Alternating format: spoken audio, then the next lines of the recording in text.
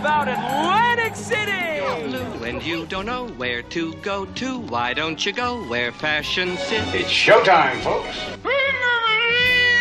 I just don't believe it. I won't believe it. I can't believe it. I said It's just our couch!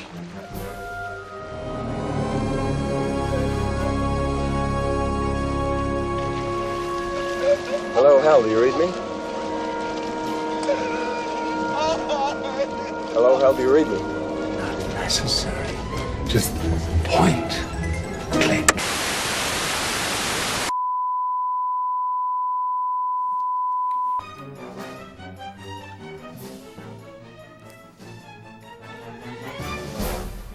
How are you? Welcome back. Thanks for joining me again or for the first time here with the Cinemaniacs at the Cinemaniacs. We are the Cinemaniacs. I am Mark. I am the Cinemaniac. You are a Cinemaniac, probably. If this is you're tuned in for sports talk, just keep waiting. It'll be up eventually. So a fewer number than some weeks we have to talk about this week. Only two in the theater, two that I did not expect to see. Thus, I went in totally blind on these films, which was kind of cool. And then a bunch on video. And next week is going to be a Motormouth marathon session because there's a lot to cover on video. So why don't we just start and get right into things with the theatricals. First up, let me look because, again, I had no idea what I was going to be seeing this weekend. So, new to me, maybe new to you, this is a new film, a terminal teen romance drama thing about two teenagers who both have some level of cystic fibrosis. They're in the hospital. They sort of fall in love with each other, but unfortunately, they have to remain, due to their condition, 5 feet apart. So I think I went into this not having seen a trailer or a poster. I think I saw one of those annoying images or ads that pops up on IMDb when you're trying to look for something else. I knew this was a teen terminal drama, so you knew it was going to be a comedy. And so I went in expecting a certain level of tragedy and sadness and all that other stuff. And it was funny, I was hanging in the lobby between these two films. I saw this one second, and a whole lot of teenage and preteen girls going into this show. And the previous show, as it got out, it was all females. So I'm like, I'm probably going to be the oldest and malest person in this room. And sure enough, that was the case. So is this any good? Well, if this is not the kind of movie you normally want to see, you probably won't like this. I'm not drawn to this sort of thing. It's very Fault in Our Stars, which I thought was good. I guess Shailene Woodley was busy this week when they shot this. Everybody in it is likable. It's interesting to me. This is a lot like Instant Family, which was out on video last week, where I said that's the movie that's like the foster parent training video movie. This is like the movie everybody who has somebody with cystic fibrosis or finds out about cystic fibrosis, or if a school wants to show a film about cystic fibrosis, this is going to be the movie because you get a lot of details, which is interesting because I didn't know anything about this, about the disease and the treatments and how it works and life expectancy and all that kind of stuff. So it was educational as well as heartwarming. Haley Lou Richardson, I'd never seen in anything before. To my knowledge, she was the lead in this. She's very good, very, very charming and compelling. And you basically see the story through her eyes. She does these vlogs, if that's a word anymore, these YouTube diary entries that it's a little bit of a story, screenwriting hacky crutch, but they give you a lot of backstory and they give you a lot of information about her condition. And then she meets Cole Sprouse, who's the wisecracking, moody, sexy boy next door who also has a different version of the disease. And the whole 5 feet apart thing is that they have different types of bacteria in their lungs which are causing this disease. And if they get too closer than 5 feet, or 6 feet, it's supposed to be in the film, closer than 6 feet toward another patient, they could contaminate or contagion or infect each other, and they could die. So a lot of this is, it's actually kind of a brilliant concept for a star-crossed lovers movies. They desperately want to be together, but they physically can't for the sake of their lives. So how do they go about, courting and being together and trying to, develop when they're both living on borrowed time, or borrowed air, as they say wisely in the film, and when they can't get close to each other. So I thought it was pretty good. It's not the kind of movie I would normally go see. It's not the kind of movie I would necessarily recommend anybody see unless they told me they like this kind of thing. But it's well done. It's touching. It's caring. It's intelligent. It makes you a little bit smarter. And bring Kleenex. Okay, I'm not going to give anything away. But going in, you have a set number of main diseased characters in this film. due to the nature of the film, I knew somebody wasn't making it to the end. It was just, placing your bets on who was going to, be leaving feet first. So there's a certain amount of sniffles in the audience by the time the film ended. But for what the sort of thing that it is, that I normally would sort of cast a jaundiced eye toward, it was pretty well done. So speaking of films that I had no idea what I was in for, we'll whiffle on over to this camera. Hey, good one. This is a new film starring John Goodman and Vera Farmiga and pretty much nobody else you've heard of, guy who was on Veep. And it's basically about let's say 10 years in the future, aliens have taken over the Earth and they're working in conjunction with our governments to basically control us and keep us down in a captive state. So I will admit freely that I have certain prejudices about films. One of which is I have zero tolerance for movies that have bad shaky camera work where the camera is too close to everything and cut really fast. And that's what I was presented with in this movie as soon as image hit the screen. And I was like, oh, is this going to be one of these? And it was. It doesn't bother some people. I don't understand how it doesn't bother people when you can't see what's going on. But this movie does it throughout, and it just made me mad. So I couldn't really focus on how good or bad the film was written. I will also admit freely that I fell asleep during part of this movie. I never blame it on the movie. It's always because I'm tired. Boring doesn't put me to sleep. Boring just makes me restless. So basically the story here, as I said a second ago, if you tuned in late, aliens have come down and basically taken over the world. Every government now works with the aliens to basically, it reminded me of a lot of other films I'd seen, sort of like They Live, where people are working with the aliens to maintain their status while the majority of people are kept down in slums and everything. It sets up kind of an interesting world that it spells it out for you a little at the beginning, but a lot you learn as it goes on. That may have bothered me, that I had to work a little harder than normal, because I'm not that bright, to figure out how things were working and what was going on. You don't really see much of the aliens. It reminded me of District 9 also, which was another movie that might have been good, but I hated because the camera work was so crappy. You don't really see much of the aliens. You see them in glimpses and distances and flashes and things like that. I could not connect with this movie because I couldn't visually connect with the movie much at all. Performances are okay. I wasn't really thrilled with the lead. To me, he was a little too real or casual. Basically, the lead is in the film story, is the younger brother of a famous freedom fighter who's dead, and he's sort of trying to resist being in the resistance, and one thing leads to another to the point where he has to get involved. And ultimately where the story goes, not to give too much away, but where the story goes is that an underground team of resistance fighters, let's call them, try to do something big to show the rest of the world that, yes, you can take these aliens on, and if we all band together, we can get rid of them. Effects were pretty good for the most part. There's not a lot of them. There's a little bit of, alien tech here and there. There's a little bit of spaceship stuff and laser type stuff. But for the most part, it doesn't look like a ridiculously expensive movie. It looks like it was shot in slums, and it just feels like what good sci-fi does. It feels like a possible future world. I mean, not the alien part of it, but just it doesn't look any different than the world might be if things went really south in 10 or 20 years from now. John Goodman is fine. He does one of his kind of very, very low-key performances that I'm not a huge fan of. Vera Farmiga is good. She's not in it a whole lot. There were aspects of this that I thought were interesting, and I know friends who really thought this was really good, so your mileage may vary. If you're not sensitive to horrifically incompetent camera work, then maybe you'll dig this a lot more than I did. I give it points for having an interesting idea that we haven't seen a million times. I think I've seen it before, but it's not one of the common ones I've seen. It reminded me of The Siege, too, a Bruce Willis movie from a while ago, in terms of some of the visuals. You may like this more than me. It has, the upside of this is when you see movies that have the leads that are predominantly people you've never heard of, to me it's much easier to believe that they are who you're watching. If it was Brad Pitt or if it was Leonardo DiCaprio or somebody else in this movie, I would be thinking it's the actor more than the character. So Captive State is out now. Because it's sort of a smaller releasing company and no big stars, I'm going to expect that this is going to probably scoot out of theaters in a couple of weeks once a few bigger titles come along. It felt like this week was sort of a resting period between Captain Marvel and the next big film that comes out. So if you're interested in 5 Feet Apart or Captive State in the theater, everything's better in the theater. I would say try to see those relatively soon, because I think if you don't have a 6, 12, 18 plex that keeps movies for a long time, these are probably going to get cycled out pretty quickly.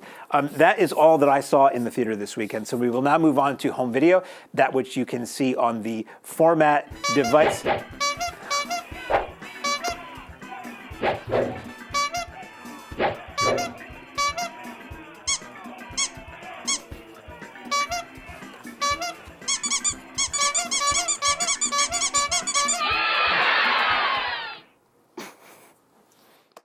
Just a little something for you, a little surprise for you and me. Who doesn't love chimp boxing? Next Olympics, you heard it here first, chimp boxing.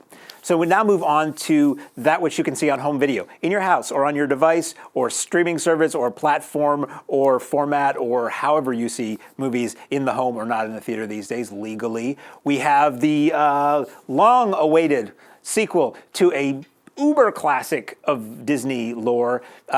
Emily Blunt takes over for Julie Andrews as everybody's favorite mystical, magical, non-Nanny McPhee nanny who comes cascading down from the sky to open hearts and change the lives of the Banks children once again in Mary Poppins Returns.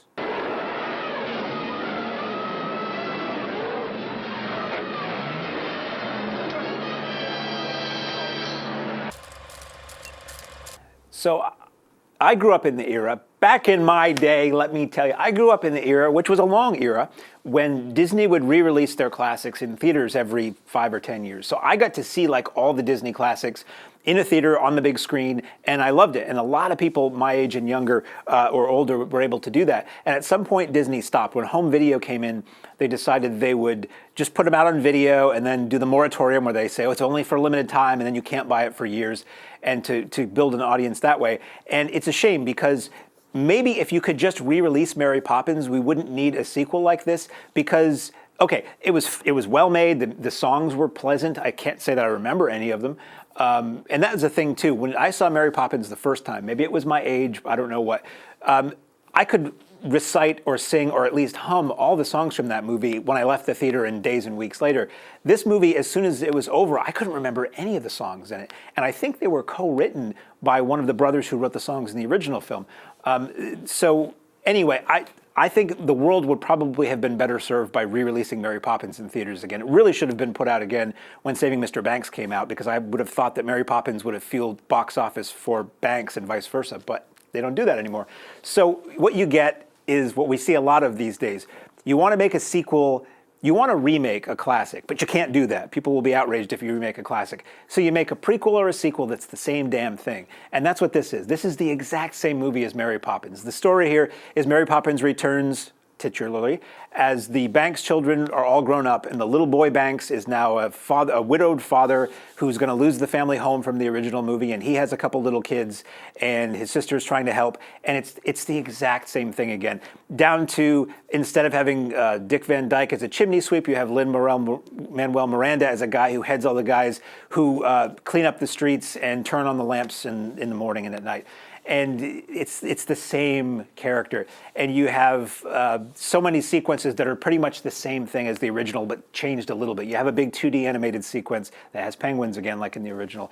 And you have a big chimney, instead of the chimney sweeps doing a dance at night, you have all the street sweepers doing like parkour and mountain bike stunts at night. And it's all pleasant. It's all fairly well executed. I thought during the nighttime street sweeper guy sequence, it was a bit not really shot very well to show off what they were doing.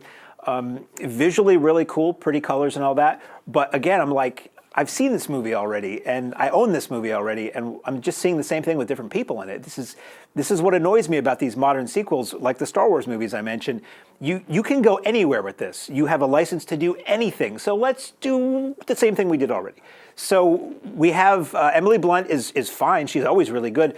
Her Mary Poppins to me was a bit of a sourpuss. She seemed very dour and unpleasant more than she was kind and loving and fun. My memory of the original is that Julie Andrews was strict, but she had a very light air about her. You have, I'm not going to say it, if you're watching this on YouTube and you haven't seen this movie and you want to watch it, there's what really should be a really great surprise as to a returning actor and character from the original film, but they blow it in the trailer.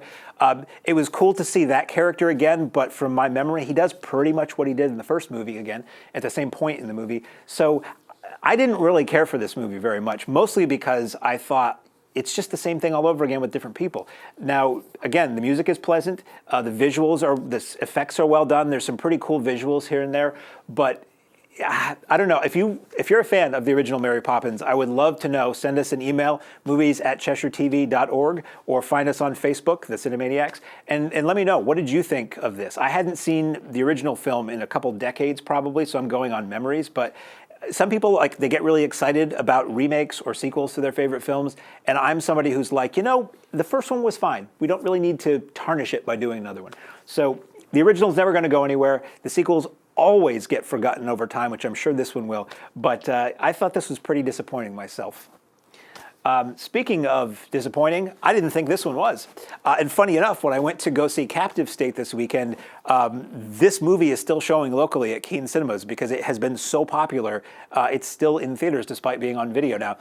This is a new animated take on one of everybody's favorite Marvel Comics characters in a very different way than we have seen him before. You see, there's this young kid named Miles Morales, and he gets bitten by a radioactive spider down in the subway, down in like an urban exploration kind of thing. And he also becomes a web-slinging friendly neighborhood guy. And he teams with several other ones of these from other realities to fight if you've seen one superhero movie, you know it's a universe-sucking vortex in Spider-Man Into the Spiderverse. Way down in old Virginia, 300 years ago, Captain John Smith and Pocahontas trapped their meat and aged it slow. This was a film that when I saw the trailers originally, I thought this was really going to be terrible. I always have a problem ever since Batman Returns where they put too many villains in a movie. I think most superhero movies are guilty of that. Certainly the third of the original Raimi Spider-Man films. It's just too much is going on. Your attention is divided between too many things, and you can't really focus on any one that much. So I had worried that A, having multiple versions of Spider-Man in one movie would be super distracting, and B, I thought the animation looked terrible. It was super herky-jerky. It just looked cheap. And in my mind, it's like, this is a motion picture. This is a feature film being put out by a Hollywood studio, and it costs tens or hundreds of millions to make this. Why does it intentionally look bad? So when I went to see the film, I was thinking this is going to be really hard to watch. And either it wasn't as bad as the trailers looked, or they stopped that effect after a while, or the movie was just so damn good I didn't notice after a while, because this was really, really good. It has a visual style that I haven't quite seen before. Part of it is the way things move, but part of it is also the coloring and just some of the combining 2D and 3D animation. It's amazing to look at. Like, this movie works probably pretty well with the sound off. It was amazing in a theater. It was psychedelic to a Yellow Submarine degree at times, and it's very, very funny. It's really smart and knowing, probably influenced. I mean, Spider-Man was always funny and wisecracking, but this film may have been spurred a little bit by the success of Deadpool and how that has sort of mocked the genre and the tropes of the genre and all that. And it is kind of cool to see all these different versions of Spider-Man. Now, it seems really weird if you don't follow comics. There's more than one Spider-Man. Over the years, to sell comics and to maybe sell comics and to maybe keep a character relevant and maybe to flex your creative muscles, sometimes they'll have different lines, different comic lines. There's the Amazing Spider-Man, there was Web of Spider-Man, and there was Marvel Tales, and there was the Spectacular Spider-Man, and there's on and on and on. So within all of those things, you got these different universes and different takes on the character. And in this film, you basically get the sampler platter. You get all of them here and there, some of which I'd heard of and some of which I hadn't. And watching this movie, I was thinking, man, I would watch, maybe even straight to video, but I would watch a feature-length Spider-Man movie with any of these characters because they were all so well done, and they had so much personality and style, and also they gave you enough to make you intrigued as to what their world is like. Like, there's one called Spider-Man Noir where he's basically like a private eye detective from the 40s, from like a noir film, and I'm like, man, a Spider-Man noir movie would be really cool. Or the anime Spider-Man, where I won't get too far into it, but it's really amusing. Part of the fun of this movie is when you meet each of these versions of Spider-Man and what they're like, because they're not all the same. It's not all Peter Parker, although he is in there. And I would be happy with more of these films. I think this movie was successful enough in terms of critical acclaim and money means a lot more to those in power, to maybe spawn another film. I would be happy if the next one wasn't multiple Spider-Man, but maybe just focused on the Miles Morales character, who I'd heard of, but I don't read the comics anymore, so he was new to me, or one that focuses on another one. I mean, in a sense, it's very savvy, but it's also very brilliant, because if something like this hits, you can then do multiple streams of revenue generation with however you're going to follow this up. So I liked this a lot. It was visually very cool. It was very funny, very exciting, and the style was much more appealing to me than I thought it would be. So that is out this week on the video watchable thing of your choice. Or if you live in Keene and you want to head over to Keene Cinemas, you can probably still see it on the big screen, which I would highly recommend, because that's the way everything should be seen. Moving on to a little bit more indie stuff. I got a big old box of Blu-rays a week or so ago from a company called FilmRise, and they're doing a lot of reissues of films that are from the last couple of years, but in special editions, and then some stuff that's new to Blu-ray. This was a movie that was new to me. This is a documentary from about a year ago about these two guys who decided to start doing dog rescue. They were, well, I'll get into the plot a little bit later, but basically they found themselves doing dog rescue out of their house. And before they knew it, their house was filled with dogs, and they have gone on to rescue and rehome about 10,000 dogs in the relatively small amount of time they've been doing this. And this is a documentary that delves into what it's like when you live life in the doghouse. A film I'd never heard of, and I went in totally blind, and I loved this. This was really great. So it's these two guys who were horse trainers, and they would go to various horse shows and do their thing, and they started doing this dog adoption thing, fairly light to begin with, and it wound up being such a huge thing that it overtook their house. Now, they turned their house into a business, so they have, as they say in the trailer, they have staff, they had professional facilities for cleaning dogs, and it's like an office and everything, and they do show in the film before and after pictures of what their kitchen used to look like and what it looks like now, and it's like dog cages everywhere and dog beds and all this. It's totally sanitary, totally above board, it's legal. They're not crazy hoarders, although when the movie starts, before they reveal all these things, you're like, are these people crazy? But they're two super nice guys who just, they want to try to save some dogs from being killed if they can help it. Much as I said, Instant Family was the foster care movie, and 5 Feet Apart is the cystic fibrosis movie, this is the dog adoption movie. I learned a lot from this movie about how dog adoption works, how animal shelters work, how humane societies work, how pet stores and puppy mills work. There's a lot of actual good information about how dogs' bodies work. There's a lot of really good information in this movie, and this feels like a movie that, I think local humane societies should show. This is a movie they should have, they should sell it, they should show it, they should sponsor showings at their local library, because there's really good just general information for anybody who's a pet owner or thinks they want to be a pet owner about just how this stuff works. So you get the story of these two guys over the course of the film and their lives, and also just how the mechanics of living in a house with so many dogs works and how they manage it. And you go with them to pick up the dogs, and some of it's from people who are hoarders and have a lot of animals and sick animals. And it was very fascinating to me to see the process of how they determine which dogs to pick, mostly based on not just sympathy, but do they think they'll be adoptable, because they don't want to get a dog that's just going to wind up being added to their own collection, or that is just going to wind up having to be put to sleep. So the grim realities of what happens when dogs are not adopted is there. There are so many aspects of pet ownership. Okay, I'm speaking as somebody who's a relatively new pet owner again. I had a cat adopt us at home, so we've got a 9.5-year-old cat who we're dealing with his health issues and getting him up to speed in a new home. So I'm paralleling a lot of that experience with what I'm seeing in the film. And funny enough, when we sat down, TV at my house is in the bedroom, the big TV, the HD TV, and we picked up the cat in his cat bed and put it on the foot of the bed. And I'll be damned if my cat did not watch this film riveted for 100 minutes or an hour and a half. So this film is cat approved. My cat, Dr. Frederick K. Fuzzbottom, was fascinated by this movie. So if you have a pet that you like to watch TV with, this movie will hold their attention, or at least it held my cat's attention.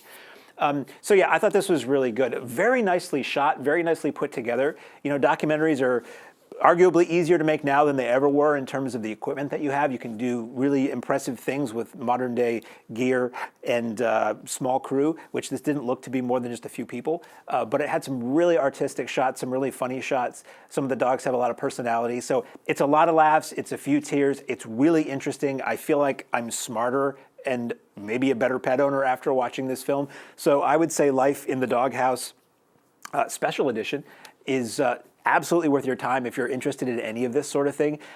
Probably fine for families, I would think. There's nothing really objectionable in it other than the reality of what happens when pets get old and nobody wants them anymore. But that's out this week. and I say it's really good. Up next, also from Film Rise, another film I hadn't heard of before. This is a British film from, I believe, a year or two ago. It stars Ruth Wilson, who you've probably seen in a lot of films lately, as a woman whose father dies, played by Sean Bean, 006, and she has to go back to the family farm and try to sort out her past and her estranged brother and her estranged father and all the estranged goings-on at Dark River. Not a lot of laughs in this one. Not a smirk in this one. This is a dark river of a movie. This was, again, a film I'd never heard of, so it washed over me like the murky waters of the Dark River, if I could keep mentioning the title. If I only got a nickel every time I said the title of this movie.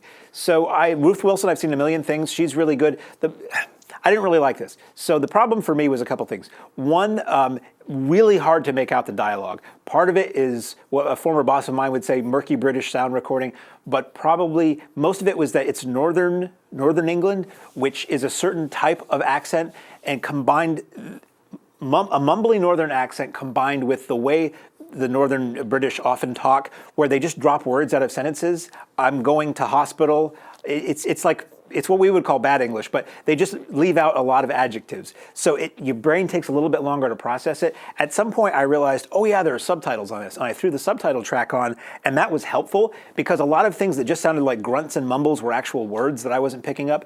But there even was a point, and it's funny, I joked to myself, I'm like, I wonder if at some point it's gonna say unintelligible. And damn right it did. There was a sequence where Ruth Wilson is yelling something, and the first part of the subtitle says unintelligible. So that means the person doing the subtitles couldn't even figure out what she was saying, which that's not a lot of help when you can't read that. So it was really hard to follow the dialogue for me, which is a problem. There are long stretches where there's no dialogue. It's really about somebody struggling with past trauma and a lot of long-standing resentments, and it's super grim. It's just everybody in this movie is unhappy, and it's extremely dreary, both in the weather and the environment, but also in everybody's mind and soul. And so it was just thoroughly unpleasant. A lot of flashbacks to unpleasant stuff. A lot of it is left pretty obtuse as to what went on in the past. I mean, you can kind of figure it out, and I kind of knew where it was going, but certain things happen where they're flashing back between the past and the present, but it both looks the same, and I'm like, what's going on, and where is anybody? So the story wasn't totally clear. It was super dreary. It was hard to understand the dialogue. It was well shot, I'll give it that, and I'll say the performances were good, but it was just not my cup of British tea, I'll have to say. Now, there were critical quotes saying it was one of the best British films of the year, so if you like dreary, depressing British films, if maybe you go into this with the subtitles on, I mean, and I'm not one of these guys who's just like, oh, it's British, I can't understand what they're saying. I'm heavily trafficked in the varieties of British accent, and these were just really hard for me to make out, so that was really unfortunate. So that is out now also from Film Rise. Next week I will have really a troubling number of Film Rise titles to talk about. I think I've got 4 or 5 next week in the show, so there'll be a lot of, it's all interesting stuff. Like, I was really impressed with what was in this box that showed up. So anyway, we now move on to my favorite portion of the show. That is the Arrow Video Corner, which I believe is going to strike probably right in the sanctum, right in the A. Speaking of which, we have another Italian film. I'm a big fan of the Italian films, especially the stuff Arrow's been putting out. This is another giallo film, as I like to talk about, the 70s Italian crime, horror, thriller, stalker, slasher, police kind of procedural movies. I'm a big fan of the genre. The genre, you could say they're all the same. Some people don't like AC/DC. They say every song sounds the same. And I say, well, if you like the way that song sounds, then you have albums full of a song you like. This is the same thing. This stars Ed, and I'm going to say her name wrong. It's a name I've always read, but I've rarely said. Edwige Fenech, I believe, who's one of the icons of 70s Italian genre cinema. She stars as a model in a story about a modeling agency where people are being killed off one by one, and we're trying to figure out exactly who is doing this and stop them before they kill everybody in the film, in a film tantalizingly entitled For the Family, Strip Nude for Your Killer. Such a classy film. I do so love the sleaze, This is a very sleazy film. This is about, a modeling agency and the models, and you see all of them. And the killer is very interesting in this film. It's a killer that's clad all in black, which a black gloved killer is like a staple of the giallo genre. Somebody who's all dressed in black and the black gloves and some shiny blade. In this, they wear a motorcycle helmet, which has a kind of a cool, almost alien-y, creepy, weird look to it. This isn't one of the best I've seen in this genre. I think I've seen ones I like a lot more than this, but it had the creepy, weird, perverse aspects to it. It had a twisty-turny storyline. It had an amazing score. I really need to see if I can find the soundtrack to this. It's super jazz, funky, female vocally kind of thing. I don't recall who the composer was, if it was one of the giants of the era or not, but I really like the soundtrack a lot. And it had a cool look. It's that early 70s European sleek in terms of the apartments and the furnishings and the cars and the clothes and the hairstyles and all that. So it had all the trappings that I like. It's like spaghetti westerns, you know. They can be good or bad, but I really love them in general, so I'm not really going to be totally unhappy with a spaghetti western or a giallo film. You have your choices of how to watch this on this disc, which were kind of cool. At the beginning, it comes up and you can watch the Italian version, which will be Italian with Italian titles and English subtitles, or the English language version, which has the English language titles and it's in English dubbed, and there's that. And I chose to watch it in English because I'm dumb, because that's how I've always watched these movies. Excuse me, and it's a little more relaxing and more comfortable. It's like with the Godzilla movies. If I have a choice, I might watch the English dub if it's a classic old dub, because that's just how I used to see them as a kid. But you can watch either way. And they also have a thing at the beginning where it says the original film, some versions of it had the opening sequence, like a flashback, tinted blue, and some didn't, so you can watch it one way or the other. So Arrow really has your bases covered on this.